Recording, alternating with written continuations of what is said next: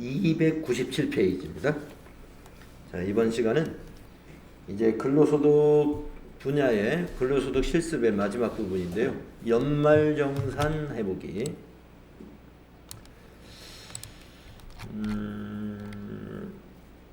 그 밑에 아이캔 박스에 있는 연말정산이란 무엇인지 한번 읽어볼게요.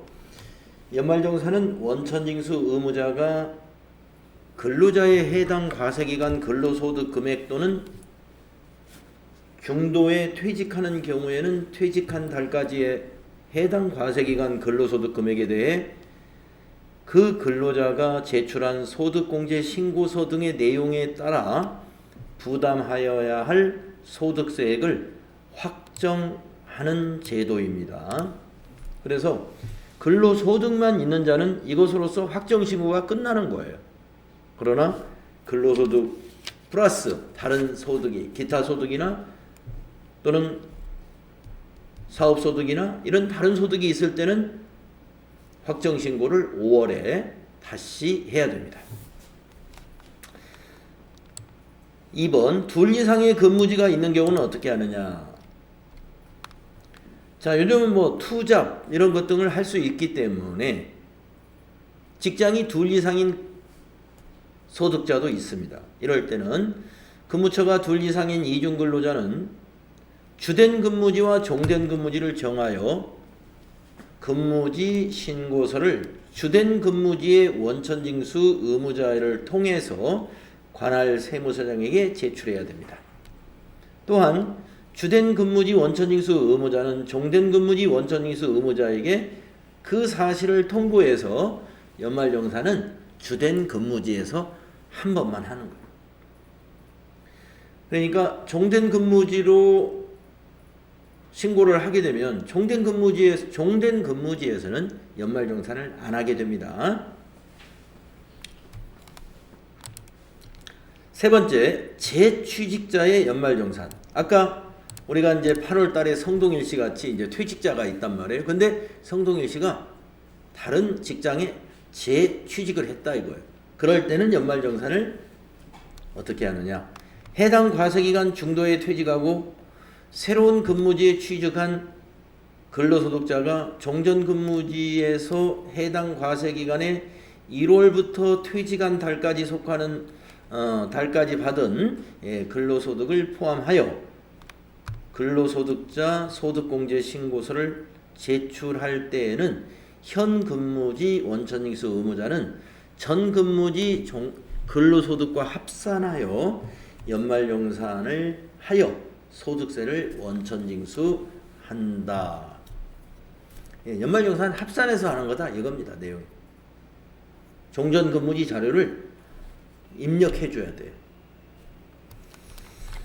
자, 그러면은 298페이지에 연말정산 자료의 입력 순서라 하는 게 있는데 요 그림 그냥 참고 정도. 네, 그렇게 중요한 그림은 아니에요.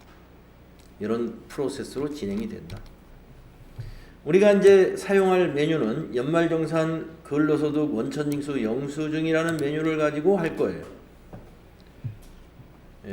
그러면 거기에다가 근로소득자로부터 받은 근로소득 공제 신청서를 가지고 연말정산에 필요한 추가 자료를 입력하는 메뉴가 바로 이 메뉴입니다.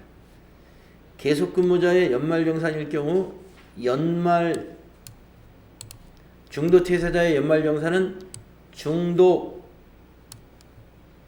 전체 사원의 연말정산을 조회할 때는 총괄 이런 탭이 있다. 이런 거. 연말, 중도, 총괄. 연말정산을 하는 연월은 계속근무자의 연말정산은 2023년 2월로 연말정산을 하게 되죠. 금년이 2022년도니까요. 귀속기간 메뉴에서 입력한 입사연월과 퇴사연월이 자동으로 체크가 돼서 반영이 될 겁니다. 자, 요런 메뉴가 있는데 요걸 뭐 지금 읽어보는 것보다 바로 또 이것도 실습을 해보는 게 좋습니다. 자, 그리고 이제 299페이지부터 그 정산 명세에 있는 항목에 대한 설명이 쫙 있는데 우리 이론 때 있는 내용도 일부 있고요. 예, 이걸 지금 읽어보는 것은 굉장히 지루합니다. 지나가시고 303페이지로 넘어가겠습니다.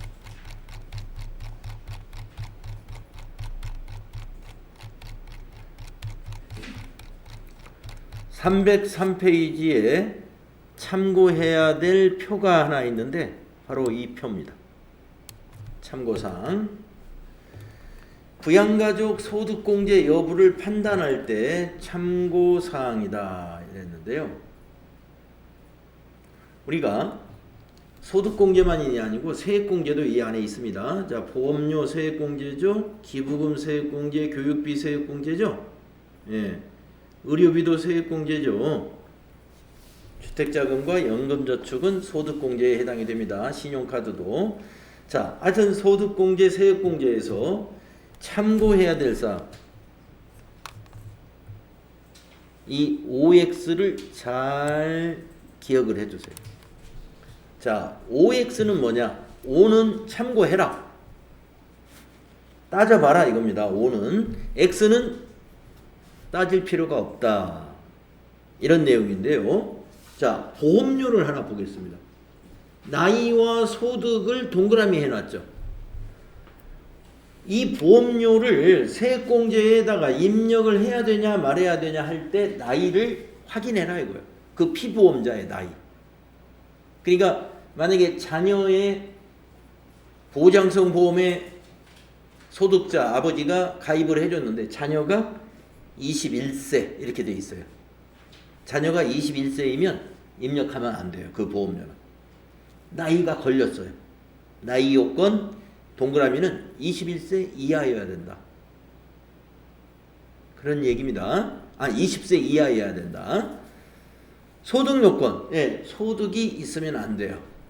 그 소득은 100만 원 기준이에요. 우리 기본공제 대상자 기준과 똑같아요.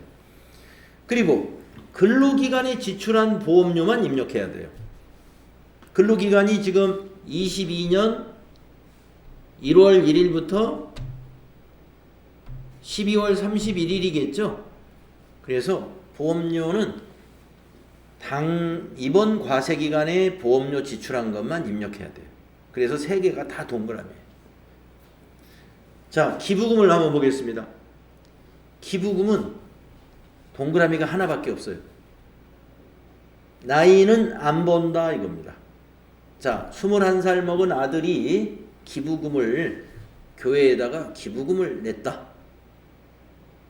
네, 나이는 볼 필요 없어요. 그런데 그 21살 자녀가 소득이 있는지는 봐라. 소득이 있으면 동그라미 입력하지 않는다. 예, 기부금 입력하면 안 돼요. 소득이 있는 자녀 거는. 소득이 없어야 아버지의 급여로 기부했겠죠. 교회에다가. 만약에 소득이 있으면 그 아들이 버는 돈으로 기부했다고 보는 거예요. 그래서 소득이 있을 때는 기부금, 그 자녀의 기부금은 입력하지 않습니다. 자, 근로기간 비용만 공제한다에 X돼 있죠. 기부금은 만약에 한도가 초과됐다 그러면 내년에 이렇게 2월 해가지고 공제받지 않은, 세액공제 받지 않은 것은 계속 2월을 해서 적용받을 수 있습니다. 그래서 근로기간에 지출한 것만 입력하지는 않아요. 그 다음에 비고에 보시면은 정치자금 기부금은 본인 것만 입력해야 돼. 자, 21세인 자녀가 그 자녀가 좋아하는 정치인의 후원금으로 얼마를 기부했다. 그건 입력해서는 안 돼요. 정치자금은 소득자 본인 기부금만 입력해야 됩니다. 그 다음에 교육비를 보겠습니다. 교육비는 나이는 보지 않고요. 소득 역시 기부금처럼 소득도 봅니다. 그리고 근로기간에 지출한 비용만 넣어야 돼요. 보험료처럼. 교육비를 작년에 지출한 건 넣을 수 없어요. 22년도에 지출한 것만 넣어야 된다. 나이 안 봅니다. 교육비. 기부금하고 같아요. 나이 안 보고 소득만 봅니다. 자, 그런데 비고사항이 또 특이한 사항이 뭐냐? 직계 존속의 교육비는 공제가 불가능하다. 직계 존속은 입력해서는 안 돼. 직계 존속, 모친이나 부친이 대학에 가신다 그래가지고 대학에 수업료를 납부했다. 그걸 소득자인 내 돈으로 납부했어요. 안 됩니다. 직계 존속의 교육비는 고등학교든 대학교든 입력할 수 없어요. 예외가 있습니다. 교육비 중에 장애인 특수교육비는 직계 존속도 가능해요. 장애인 특수교육비는 빼고 그건 제외고 일반 교육비 직계 존속은 공제 불가능. 알아두시고. 그 다음에 신용카드 사용금액에 대한 소득공제 교육비하고 똑같아요. 나이 안 봐요. 신용카드도. 소득요건은 보고 근로기관이 지출한 것만 공제를 합니다. 예, 거기 동그라미 해놔야 되고 신용카드에서 특이한 것은 아까 교육비는 직계존속은 공제 불가능했죠. 신용카드 사용금액에서는 형제자매 사용분은 공제 불가능. 형제자매 신용카드 사용한 거는 입력해서는 안 돼요. 그 사람이 소득이 없다 하더라도 또 기본공제 대상자였다 하더라도. 다음에 의료비 세액공제를 보면은요, 의료비는 XX, 나이도 안 따진다, 소득도 안 본다. 이겁니다. 나이도 안 봐요, 소득도 안 봐요. 네. 아까 기부금은 자녀가 만약에 소득이 있으면 자녀가 벌어들인 소득으로 기부했으니까 입력하면 안 되잖아요. 근데 의료비는 그렇지 않아요. 만약에 소득이 있는 자녀가 다쳤어요. 그래가지고 아버지가 소득자인데 아버지가 신용카드로 결제를 했다. 그러면 신용카드 사용금액에도 반영이 되고 의료비 세액공제도 반영이 됩니다. 자, 의료비는 소득과 나이를 보지 않습니다. 실제로 지출했으면 다 인정을 해줍니다. 소득과 나이를 안 봐요. XX입니다. 그런데 기간은 따져요. 근로기간에 지출한 것만 근로기간에 지출한 비용만 공제하는 거예요. 그 다음에 주택자금, 연금저축 이거는 왜 나이와 소득 요건, 기본공제 대상자 요건에서 왜 그냥 줄을 쳐놨냐면요. 이것은 본인 명의만 되기 때문에 뭐 나이 요건, 소득 요건 이런 걸 보는 게 아니에요. 본인 것만 하는 거예요. 본인 것만. 주택자금하고 연금저축은 배우자 거도 안 되고 자녀 거도 안 되고 본인 것만, 본인 명의로 가입한 것만 입력하는 겁니다. 그래서 주택자금은 근로기간에 지출한 것만 되고요. 연금저축은 상관없습니다. 연금저축은 근로기간하고 관계없이 불입한 것은 입력이 된다. 아, 여기서 근로기간은 과세기간이 아니었네요. 죄송합니다. 근로기간은 우리 회사에 입사해서 일을 한 기간, 그 기간을 말하는 거예요. 우리 회사에 입사해서 일한 기간, 그걸 말하는 겁니다. 자, 그래서 제가 여기 OX 여기 있죠. OXX 이거 칸을 만들어 가지고 여러분 보고 여기다가 이렇게 칸을 쳐 놓을 거예요. 그럼 여러분이 여기다가 동그라미는 동그라미, X는 X, 요 문제 제가 냈습니다. 요 참고사항 중요하기 때문에 이걸 시험 문제로 냈습니다.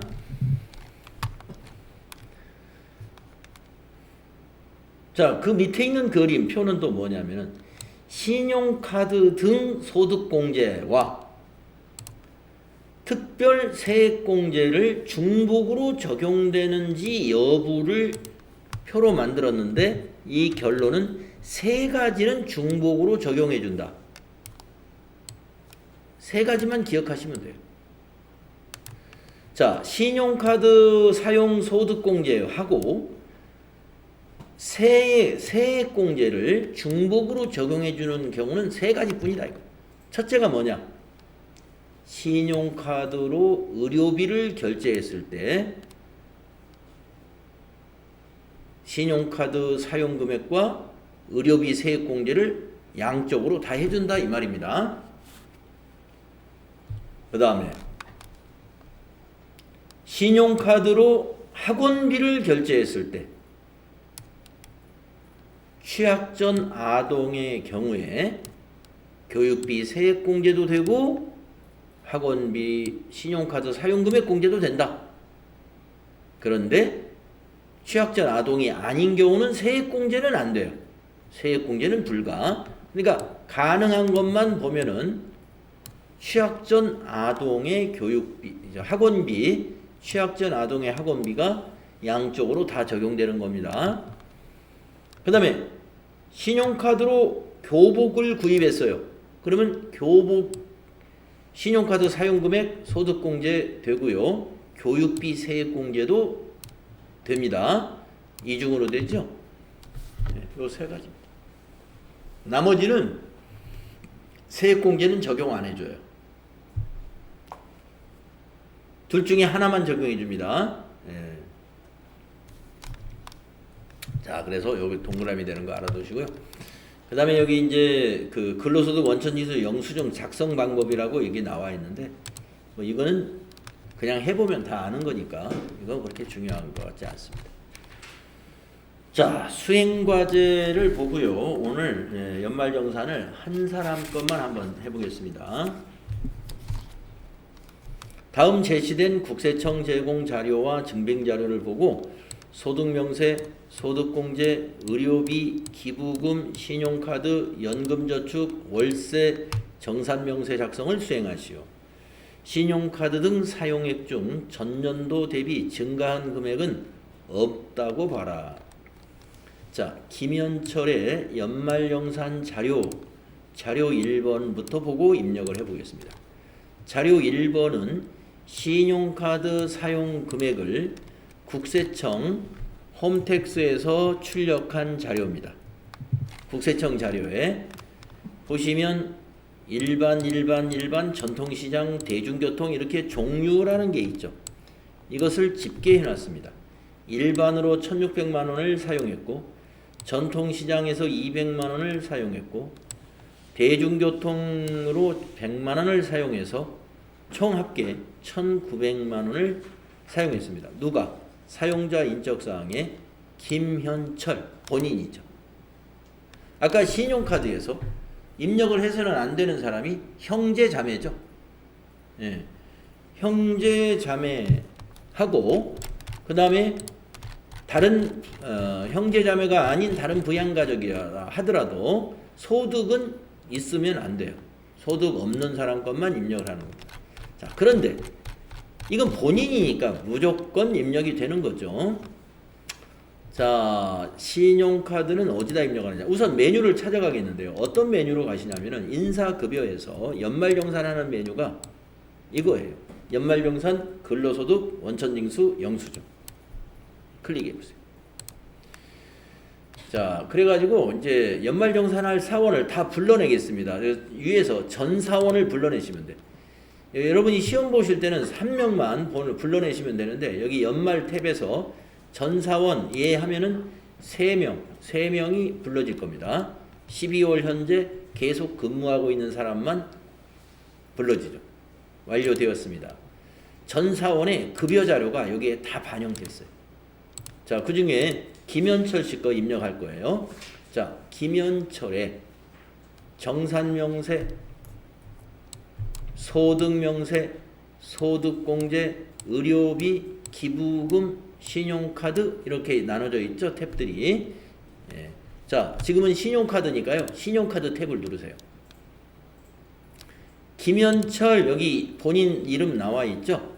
예, 거기에 6번의 신용카드가 일반이고 그 다음에 여기 10번이 전통시장 11번이 대중교통이에요.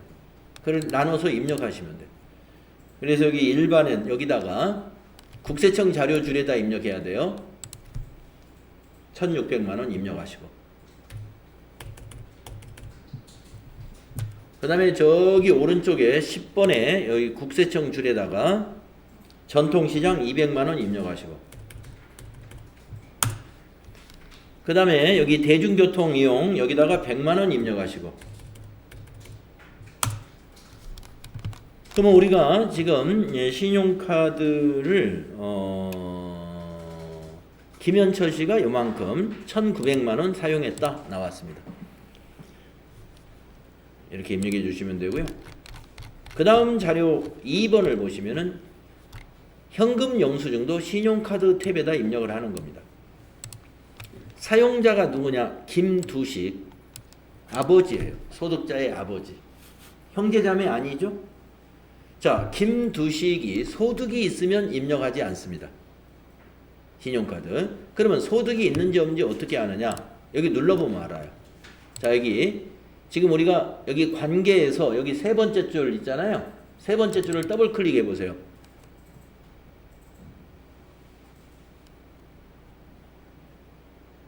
예, 관계만 나오나요? 예, 일단 김두식하고 확인 눌러 주십시오.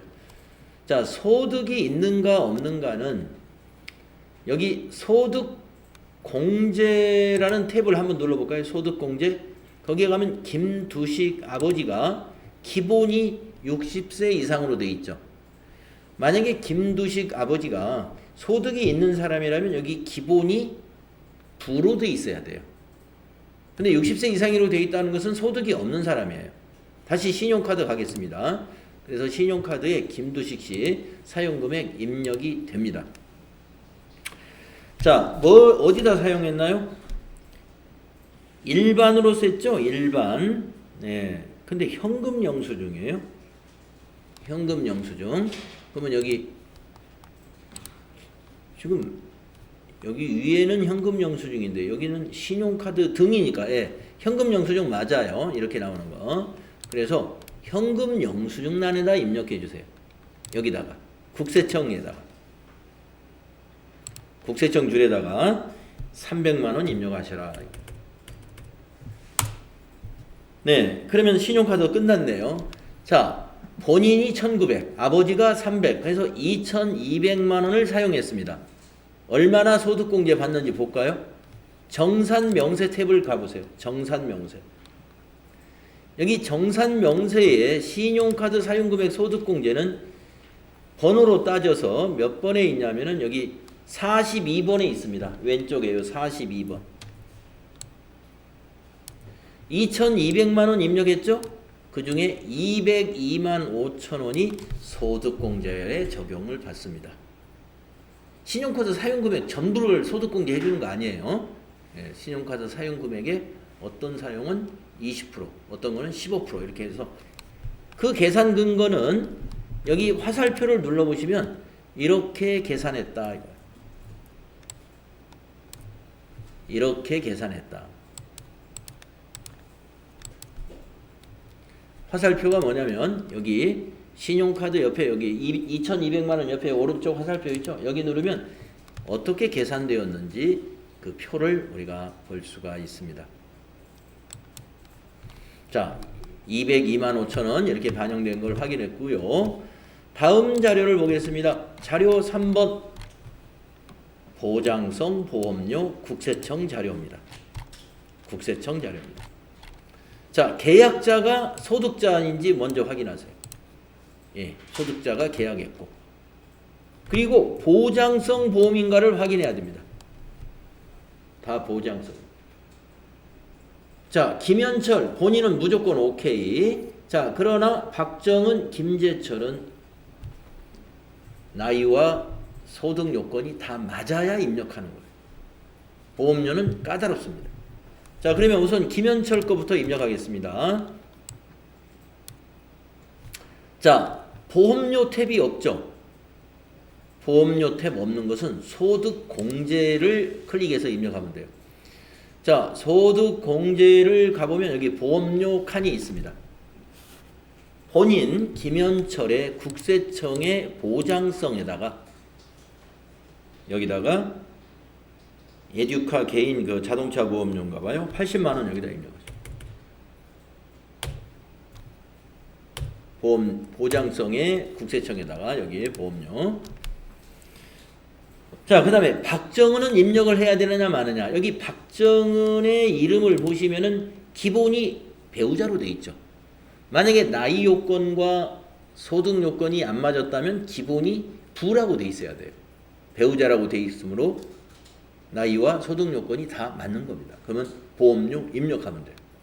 국세청 보장성에다가 70만 원.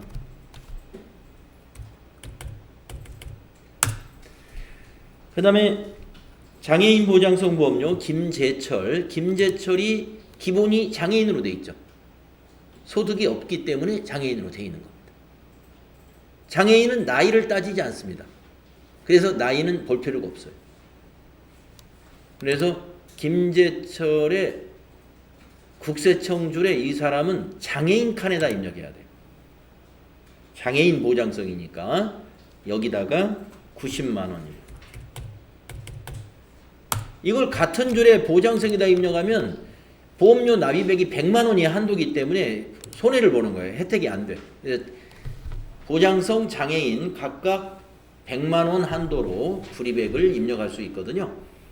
예, 그래 일단 입력해 놓으면 지가 한도 체크는 프로그램에서 해줍니다. 자, 그래서 보장성 보험료에 150, 장애인 보험료에 90만 원, 합계 240이지만 보장성 보험의 한도가 100이기 때문에 여기서는 100만 원만 적용이 됩니다. 얼마나 세액공제 받았는지 보겠습니다. 정산명세 가셔가지고 정산명세 오른쪽에 여기 세액공제 부분에서 보면은 보장성 보험료 240만 원 넣어가지고 25만 5천 원만큼의 세액공제를 받은 거예요. 이건 세금에서 직접 공제되는 겁니다. 다음 자료 보겠습니다. 자료 4번은 의료비 국세청 자료입니다. 의료비에서는요, 나이나 소득 요건을 안 보죠. 자, 환자가 본인이에요. 환자 본인, 일반 의료비 80만 원입니다. 네, 다 입력하면 됩니다. 자, 의료비가 어디 있느냐? 의료비 탭이 있습니다. 의료비 탭. 자, 부양가족 관계 코드를 더블 클릭해가지고 김현철 본인입니다. 확인. 자, 국세청 자료는 상호나 사업자 번호를 입력하지 마시고 의료 증빙 코드에서 1번 국세청만 선택해요. 상호 사업자 번호는 필요 없어요. 1번 국세청. 건수는 한 건, 지급액을 그대로 80만 원이라고 다 입력하면 됩니다. 실손 의료보험료를 받았다는 말이 있으면 넣어주는데 말이 없습니다. 예. 난임시술이 아니었고 중증질환도 아니고 산후조리원도 아니니까 X 그대로 두시면 됩니다. 자, 의료비가 하나 더 있어요. 자료가 하나 더 있죠. 황순이 모친이죠. 자, 그런데 의료비 중에 안경이 있는데 70만 원을 썼어요. 안경은 1인당 연간 50만 원까지만 입력을 할 수가 있습니다. 그래서 황순이 씨 의료비는 400만 원을 입력하지 말고 380을 입력해야 돼요. 요거 안경 구입비 때문에 여기서 20을 빼야 되니까.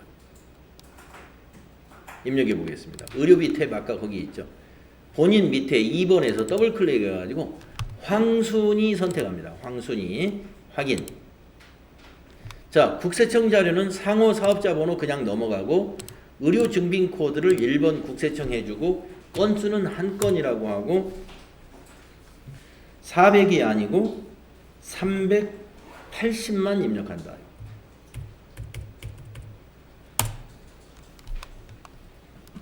네. 그러면 이제 의료비 세액공제 여기 정산명세에 반영됐습니다. 시간 없으니까 그냥 확인은 나중에 하러 하고. 그 다음 자료 6번 보겠습니다. 교육비 세액공제. 학생이 김장일이고요. 대학원입니다. 자, 대학원 교육비는 소득자 본인 것만 입력해야 됩니다. 그래서 해당 사항이 없습니다. 이건 입력해서는 안 돼요. 대학원 교육비는 소득자 본인 김현철 것만 입력해야 돼요. 그래서 이건 패스. 다음 자료 7입니다. 교육비입니다. 이것도 국세청 자료죠. 한 학생이 김차일이고 대학교입니다. 대학교는 됩니다. 소득이 없으면.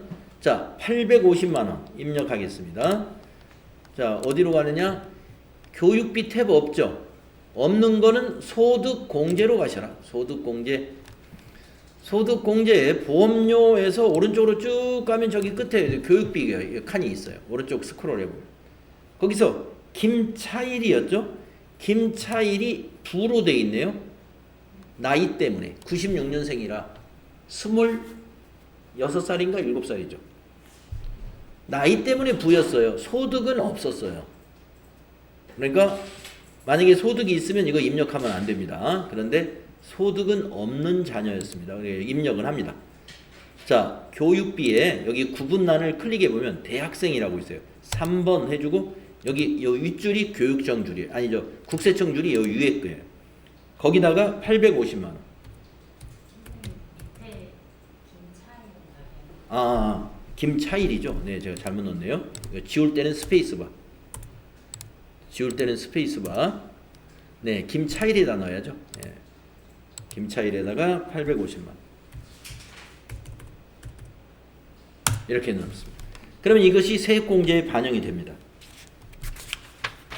자, 마지막 자료. 기부금입니다. 기부금 탭이 따로 있죠. 기부금은요, 입력을 하고 탭을 한번 바꿔서 전송을 해줘야 됩니다. 자, 누가 기부했냐? 본인입니다. 김현철. 정치자금 본인 건 입력을 할 수 있죠. 적십자사 법정기부금 본인이니까 문제없죠. 네, 입력하겠습니다. 기부금 탭 따로 있죠.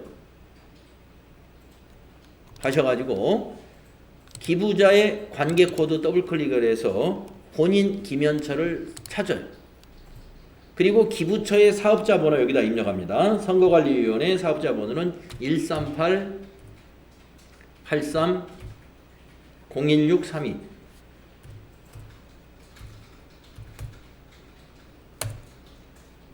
선거관리위원회.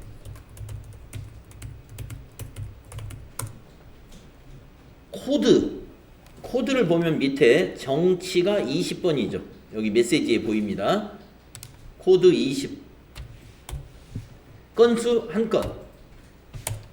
기부 대상 금액은 30만 원이었죠. 300000. 예. 국세청 금전. 두 번째 줄. 또 더블 클릭해서 본인 선택합니다. 이번에는 대한적십자사 사업자번호 203-82-00639. 기부금은 이렇게 사업자번호 다 넣어야 됩니다. 상호도 넣어줘야 돼요. 대한적십자사. 이번에 법정기부금이라는 코드를 선택합니다. 여기 법정이 10번이죠. 밑에 메시지에 보입니다. 10. 건수 하나. 기부 대상 금액 20만 원. 그러면 기부금 세액공제가 여기다가 입력을 했는데 다른 거는 입력으로 끝나잖아요. 기부금은 입력하고 그 다음 탭으로 갑니다. 기부금 조정 명세로 가야 돼요.